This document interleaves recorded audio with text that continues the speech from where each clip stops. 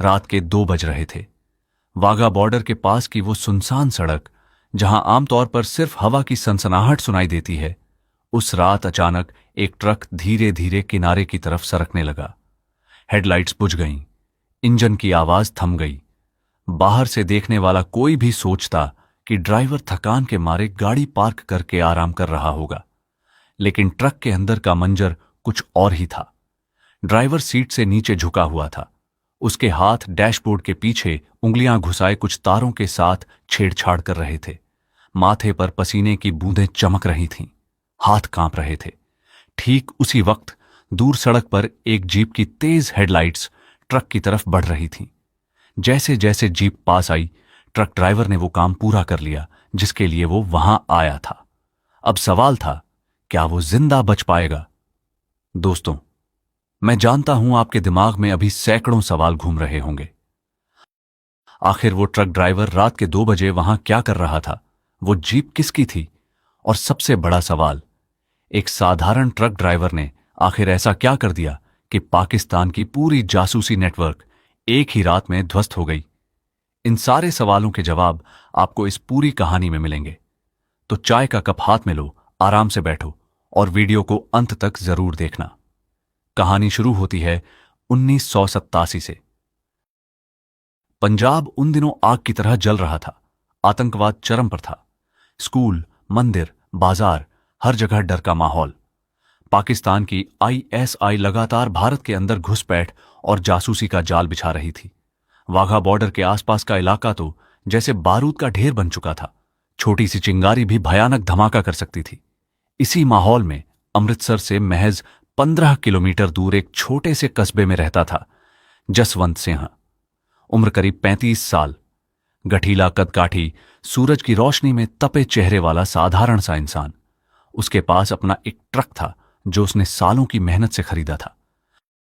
घर में बूढ़ी मां, प्यारी पत्नी और एक नन्ही सी बेटी थी जो अभी ठीक से बोलना भी नहीं सीखी थी।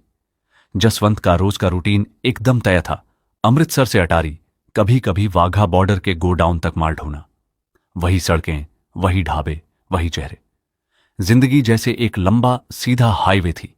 लेकिन जसवंत में एक खास बात थी जो बहुत कम लोगों में होती है। वो बेहद गौर से देखता था। रास्ते में कोई गाड़ी असामान्य जगह पर खड़ी हो, कोई चेहरा बार बार दिखे, कोई छोटी सी चीज जो दूसरों को नजर नहीं आती, जसवंत की नजर उस पर अटक जाती थी। और यही खासियत एक दिन उसकी और पूरे इलाके की किस्मत बदलने वाली थी। पिछले 2 हफ्तों से जसवंत को वाघा बॉर्डर के पास वाले पुराने ढाबे के पास एक पुरानी मारुति वैन नजर आ रही थी, बिना नंबर प्लेट वाली, काले शीशों वाली। पहले 1-2 दिन उसने इग्नोर कर दिया, लेकिन जब रोज वही वैन उसी जगह खड़ी दिखी तो उसके मन में खटका हुआ। एक दिन ढाबे पर चाय पीते हुए उसने ध्यान से देखा। वैन की छत पर एक पतला सा तार था जो पीछे से नीचे उतरकर जमीन में गायब हो रहा था। जसवंत का दिल जोर से धड़का। वो तार किसी सामान्य गाड़ी का नहीं था। फिर एक रात माल डिलीवर करके लौटते वक्त उसने देखा, वही वैन बिना लाइट जलाए धीरे धीरे सड़क पर चल रही थी। उसके पीछे एक और गाड़ी। दोनों अंधेरे में गायब हो गईं। घर पहुंचकर जसवंत ने अपनी पत्नी से सिर्फ इतना कहा, सोने से पहले एक काम है। और वो सीधा अपने पड़ोसी के घर चला गया जो पंजाब पुलिस में कांस्टेबल था। अगली सुबह दोनों थाने पहुंचे। सीनियर ऑफिसर ने पूरी बात सुनी, कुछ नोट्स लिए और बोला, ठीक है, हम देख लेंगे, तुम जाओ। जसवंत को लगा सब खत्म हो गया, लेकिन वो नहीं जानता था कि उसकी छोटी सी सूचना इंटेलिजेंस ब्यूरो होते हुए रॉ तक पहुंच चुकी थी।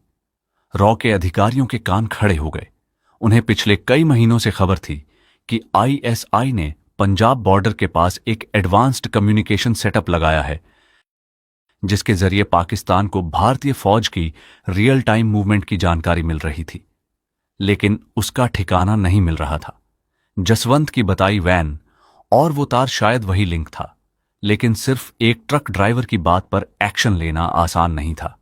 सबूत चाहिए था, और सबूत इकट्ठा करने के लिए जरूरत थी एक ऐसे शख्स की जो रोज उस ढाबे पर नेचुरली आ जा सके। उसी रात जसवंत के घर का दरवाजा खटखटाया गया। दरवाजा खोलते ही सामने खड़ा था एक सादे कपड़ों वाला आदमी। अंदर बात करनी है? अकेले। उस ऑन ऑफिसर ने जसवंत को बताया कि उसकी जानकारी कितनी अहम है। अगर वो वैन वहीं है तो पूरा पंजाब खतरे में है। फिर उसने कहा, हमें तुम्हारी मदद चाहिए। सिर्फ एक काम, तुम रोज वहां रुकते हो, तुम्हारा वहां जाना नॉर्मल है। बस अपना ट्रक वैन के बिल्कुल पास लगाना। हमारे एक आदमी को मौका दो ट्रैकिंग डिवाइस लगाने का। जसवंत का दिल धड़क उठा। आंखों के सामने अपनी बूढ़ी मां, पत्नी और नन्ही बेटी का चेहरा घूम गया। लेकिन फिर उसकी नजर पंजाब की उन सड़कों पर गई जिन पर वो रोज ट्रक चलाता था, उन लोगों पर जिनके घरों तक वो माल पहुंचाता था। उस रात वो सो नहीं पाया। सुबह होते ही उसने फैसला सुना दिया, मैं करूंगा।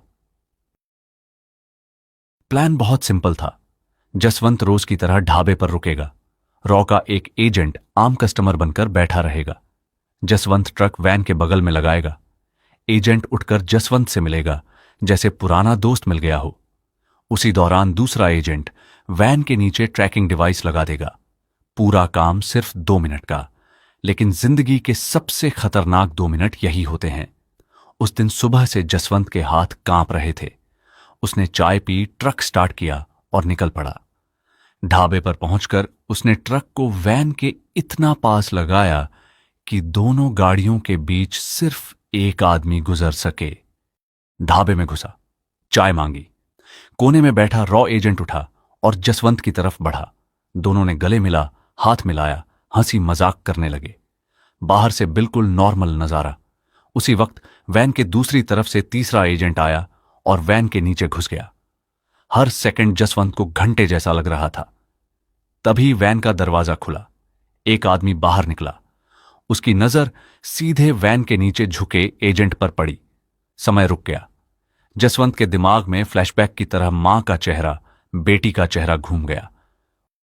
उसने बिना सोचे समझे जोर से कहा, अरे भाई साहब, आपकी गाड़ी के पहिए से कुछ आवाज आ रही थी। मेरा ये दोस्त मैकेनिक है, देख रहा था कहीं पंक्चर तो नहीं। वैन वाला रुका। उसने एजेंट को घूरा जो अब खड़ा हो चुका था और हाथ में पुराना टायर प्रेशर गेज पकड़े हुए था। कुछ पल तक सन्नाटा। फिर वैन वाले ने धीरे से कहा, ठीक है, और वापस अंदर बैठ गया।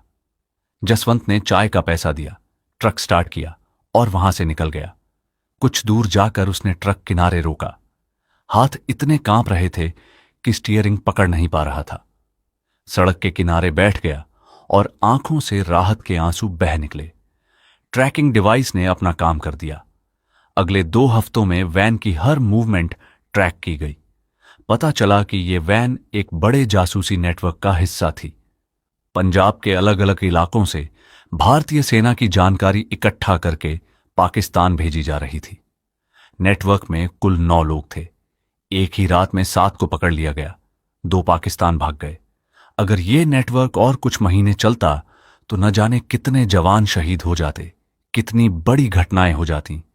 लेकिन वो नहीं हुआ, सिर्फ इसलिए क्योंकि एक साधारण ट्रक ड्राइवर की नजर उस वैन पर पड़ी थी जिस पर किसी और की नहीं पड़ी।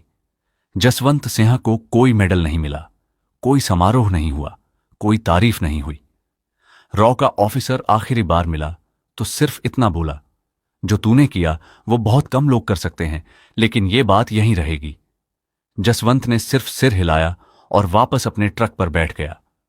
उस रात घर पहुंचा तो उसकी छोटी बेटी दरवाजे पर खड़ी थी। उसने बेटी को गोद में उठाया, देर तक सीने से लगाए रखा और कुछ नहीं बोला। पत्नी ने पूछा, आज देर कैसे हो गई? जसवंत ने बस मुस्कुराकर कहा, काम था।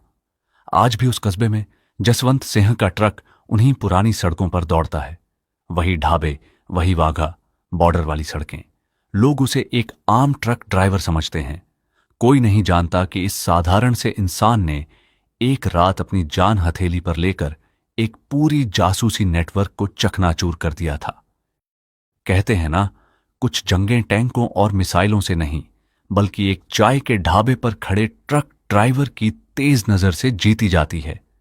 जसवंत सिंह उन्हीं अनाम हीरो में से एक थे, जिनका नाम किसी किताब में नहीं लिखा जाता, जिन्हें कोई स्टेज पर नहीं बुलाया जाता, लेकिन जिनके बिना हमारी कहानी शायद बहुत अलग होती। दोस्तों, अगर आपको ये सच्ची कहानी पसंद आई हो तो वीडियो को लाइक जरूर करना, चैनल को सब्सक्राइब कर लेना। हम आगे भी ऐसी ही अनकही, सच्ची और दिल को छू लेने वाली कहानियां 2D एनिमेशन के साथ लाते रहेंगे। आपका एक लाइक और सब्सक्राइब हमें बहुत मोटिवेट करता है। जय हिंद।